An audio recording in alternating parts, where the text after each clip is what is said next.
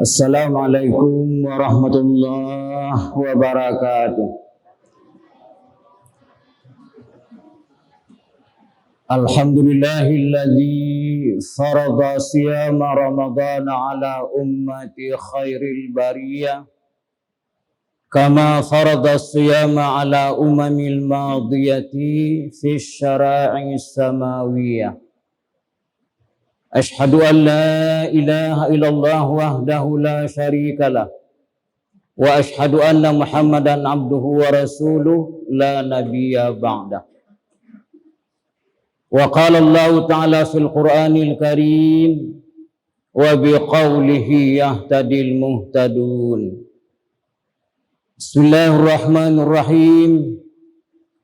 Wal takum minkum ummatun yad'una ilal khair wa ya'muruna bil ma'rufi wa yanhauna 'anil munkar wa ulaika humul muflihun. Shadaqallahul azim. Dengan nama Allah yang Maha Pengasih lagi Maha Penyayang. Dan hendaklah ada satu golongan di antara kamu yang menyuruh, yang mengajak untuk kebaikan, menyuruh untuk berbuat yang ma'ruf dan meninggalkan dari kemungkaran. Mereka itulah yang selalu di dalam kemenangan. Shadaqallahul azim. Surah Ali Imran ayat 104. Bapak Ibu yang kami hormati, puji dan syukur kita kehadirat Allah Subhanahu wa taala. Alhamdulillah, Allah masih memberikan kesehatan, kesempatan dan kekuatan kepada kita sehingga kembali kita bisa hadir di dalam masjid kita ini dalam rangka melaksanakan ibadah kita kepada Allah Subhanahu wa taala. Salawat beserta salam kepada junjungan besar kita Nabi Muhammad sallallahu alaihi wasallam. Bapak Ibu yang kami hormati,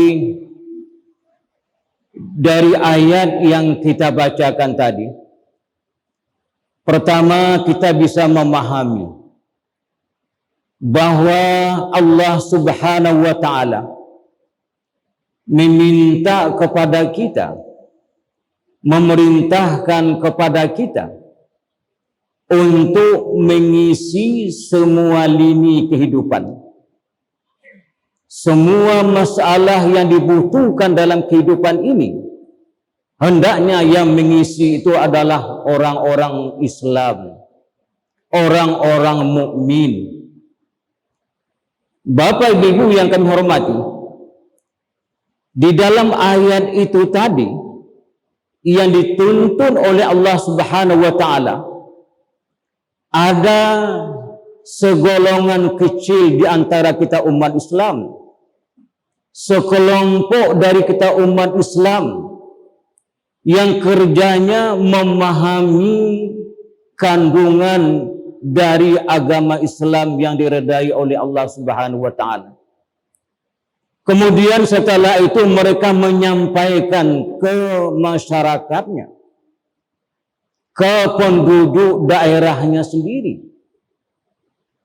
Ini yang diperintahkan di dalam ayat ini. Tetapi juga bidang-bidang yang lain. Masalah ahli pertanian, ahli perikanan, ahli kelautan, dan semua yang dibutuhkan dalam kehidupan kita, itu adalah perintah agama kita untuk kita mencari ilmu yang sedalam-dalamnya di bidang-bidang tersebut. Karena semua itu adalah kebutuhan hidup kita. Tidak mungkin kita umat Islam bisa berkembang dengan baik kalau hal-hal yang prinsip seperti itu tidak dimiliki, dikuasai oleh umat Islam.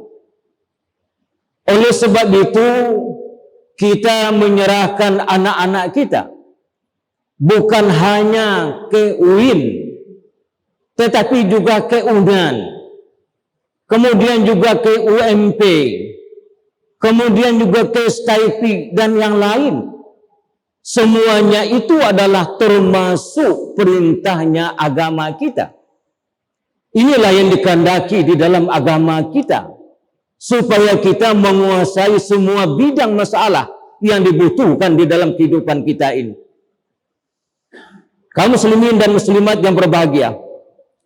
Kemudian di dalam ayat tadi ada wa ya'muruna bil ma'ruf wa yanhauna 'anil munkar. Yang ma'ruf itu ialah segala sesuatu yang mendekatkan diri kita kepada Allah, itu adalah ma'ruf. Itu adalah yang baik. Dan ini adalah diperintahkan kepada siapa dulu menyampaikannya? Kepada para mubalik, kepada para ustaz-ustaz kita. Yang ustaz-ustaz kita ini kadang-kadang menembus daerah-daerah yang terisolir, yang tidak dijangkau oleh kendaraan, tetapi para mubalik, guru-guru kita mampu untuk menembus daerah-daerah itu. Untuk apa? Menyampaikan dakwahnya. Yang pertama adalah yang ma'ruf, mengajak orang berbuat baik. Yang kedua adalah mungkar. Mungkar itu artinya apa? Segala sesuatu yang menjauhkan diri kita dari Allah, itu namanya mungkar. Itu adalah yang tidak baik. Itu adalah yang dilarang di dalam syariat agama kita ini. Bapak Ibu yang kami hormati, jadi oleh sebab itu artinya apa? Sangat penting keberadaan para mubalik, para da'i, para ustaz kita di tengah-tengah masyarakat kita sendiri. Kaum muslimin dan muslimat yang berbahagia, kalau kita lihat tugas-tugas pokok dari para mubalik adalah, pertama, menumbuhkan keinginan di dalam beragama. Bagaimana supaya orang itu ada dorongan dari dalam dan dari luar perasaannya bahwa dia harus beragama. Ini tugasnya para mubalik. Karena agama itu bukan hanya untuk kepentingan akhirat saja, tidak. Tetapi juga adalah untuk kepentingan kehidupan di dunia ini juga. Seorang di dalam agama kita baik di akhirat kalau dia baik di atas permukaan bumi ini. Kapan orang itu baik? Selagi dia berada pada jalan yang lurus, jalan yang diredai oleh Allah Subhanahu wa taala adalah di dalam menjalankan syariat agama Islam, agama yang diredai oleh Allah Subhanahu wa taala ini. Ini adalah yang pertama. Yang kedua adalah memupuk dan meningkatkan keimanan dan ketakwaan para umat. Iman kita di dalam agama kita. Rasulullah jauh-jauh hari mengingatkan kepada kita. Al-imanu yazid wa yanqus, kata beliau. Iman itu ada pasang naik, juga ada pasang surutnya. Jaddidu imanakum biqauli la ilaha illallah. Perbaharuilah keiman kamu, kata Rasulullah. Pertama apa? Dengan mengulang-ulang pengakuan kita, ikrar kita tentang syahadat kita. Kemudian apalagi mendengarkan ceramah-ceramah agama, pengajian-pengajian agama. Kemudian apalagi berteman dengan orang-orang yang saleh, yang itu juga bisa menjaga dan meningkatkan kualitas keimanan dan ketakwaan kita kepada Allah Subhanahu wa taala. Bapak Ibu yang kami hormati, kemudian juga para mubalik adalah dalam rangka mensyiarkan agama kita. Islam rahmatan lil alamin. Hendaknya hal yang seperti ini diketahui oleh semua umat, bahwa Islam itu adalah rahmat bagi alam semesta. Kalau kita lihat, bukan hanya manusia yang mendapat rahmat, tetapi juga binatang-binatang. Salah satu yang tidak dibolehkan bagi kita ialah waktu seorang buang air kecil, di mana yang tidak dibolehkan? Di lubang-lubang tanah. Kenapa tidak boleh? Karena dalam lubang-lubang tanah itu ada binatang-binatang, ada makhluk-makhluk Allah. Kalau dia ada orang yang buang air kecil ke dalam lubang itu, maka dia akan bisa mati. Maka oleh sebab itu agama kita telah meminta hal-hal yang seperti itu dan hal-hal yang lain. Inilah agama kita Islam, rahmatan lil alamin. Bapak ibu yang kami hormati, kalaulah para mubalik, guru-guru kita, ustaz-ustaz kita mampu pertama menjaga keimanan dan ketakwaan masyarakatnya, mampu meningkatkan keimanan dan ketakwaan kepada Allah Subhanahu wa taala. Allah menjanjikan di dalam surat Al-A'raf ayat 96. Bismillahirrahmanirrahim. Walau anna ahlal qura amanu wattaqau la fatahna alaihim barakatin minas sama'i wal ard walakin kazzabu fa akhadnahum bima kanu yaksibun. Sadaqallahul azim. Sekiranya penduduk satu negeri, kata Allah, betul-betul beriman kepada Allah dan juga bertakwa kepada Allah. Apa janji Allah kepada orang-orang seperti itu? La fatahna alaihim barakatin minas sama'i wal ard. Pasti akan kami bukakan kepada mereka pintu keberkahan, baik yang muncul dari bumi maupun juga yang turun dari langit. Walakin kazzabu, tetapi amat disayangkan, kata Allah, sebagian besar manusia mendustakan ayat-ayat kami. Walakin kazzabu fa akhaznahum bima kanu yaksibun. Disebabkan mereka tidak patuh kepada syariat agama Islam, mengingkari ayat-ayat Allah, maka Allah akan menurunkan azabnya kepada orang-orang yang seperti itu. Kaum muslimin dan muslimat yang berbahagia,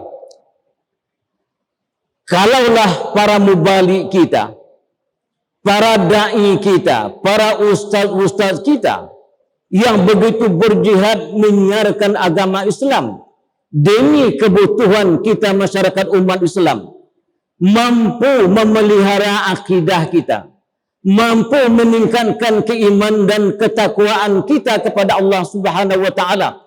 Inilah janji Allah kepada orang-orang yang seperti itu. La fatahna alaihim barakatin minas sama'i wal ard. Kami pasti akan membukakan kepada mereka pintu keberkahan, baik dari langit maupun yang muncul dari bumi. Bapak ibu yang kami hormati, Islam adalah agama persaudaraan. Dengan Islam orang terikat ukhuwah Islamiyah. Tetapi di dalam kelompok itu perlu bimbingan terus-menerus untuk menjaga keimanan dan ketakwaan kepada Allah. Kalau masyarakat kita sudah seperti itu, janji Allah inilah yang akan diturunkan oleh Allah Subhanahu wa taala. Adalah keberkahan yang turun kepada kita untuk menjalani kehidupan ini. Bapak ibu yang kami hormati, turun dari langit adalah hujan. Dengan turunnya hujan bisa membasahi tanah-tanah yang gersang, bisa menjadi sumber air untuk kebutuhan manusia, kemudian juga kebutuhan tanam-tanaman. Dengan turunnya hujan, tanaman-tanaman akan tumbuh dengan subur.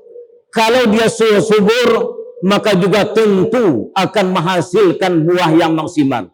Adalah rezeki dari Allah untuk siapa? Adalah untuk manusia. Jadi artinya apa? Hujan itu turun adalah rahmat. Bagi siapa? Bagi orang yang beriman dan bertakwa kepada Allah. Tetapi kalau orang sudah mendustakan ayat-ayat Allah, tidak lagi mau beriman dan bertakwa kepada Allah, maka Allah akan menurunkan azabnya. Bagaimana? Hujan juga akan tetap turun dari langit. Tapi hujan yang turun itu membawa malapetaka dalam kehidupan. Terjadinya banjir besar di mana-mana. Terjadinya galodo di mana-mana. Apalagi sekarang juga mulai terjadinya gempa di daerah kita ini. Ini mungkin janji Allah kepada kita. Dan mungkin saja sebagian besar di antara masyarakat kita tidak lagi meyakini kebenaran agama Islam, agama yang diredai oleh Allah Subhanahu wa taala. Sehingga apa yang diturunkan kepada kita bukan menjadi rahmat, tetapi adalah menjadi laknat kepada kita. Oleh sebab itu, mari masalah ini kita renungkan dalam kehidupan kita. Selama ini kehidupan yang sudah kita jalani, di mana barangkali ada yang belum sempurna. Mari mulai saat ini kita sempurnakan masa yang akan datang. Atau mungkin ada yang tercecer dalam kewajiban kita. Mari mulai sekarang ini kita sempurnakan kewajiban itu. Mudah-mudahan semua yang diberikan oleh Allah kepada kita adalah itu keberkahan di dalam kehidupan kita. Keberkahan bukan hanya untuk pribadi kita, tetapi juga adalah untuk masyarakat kita.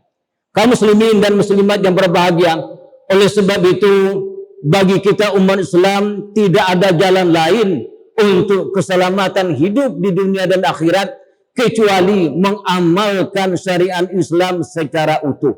Maka oleh sebab itu untuk menjaga kualitas keimanan kita, akidah kita, kemudian juga ketakwaan kita kepada Allah, besar sekali fungsinya dari para ustaz-ustaz kita, dai-dai kita yang selalu menyampaikan tausiahnya, pelajaran kepada kita dalam usaha mereka mempertahankan akidah dan ketakwaan kita. Inilah yang sedikit kita sampaikan, mudah-mudahan ada manfaatnya untuk kita. Akhirul kalam, wabillahi taufiq wal hidayah. Wassalamualaikum warahmatullahi wabarakatuh.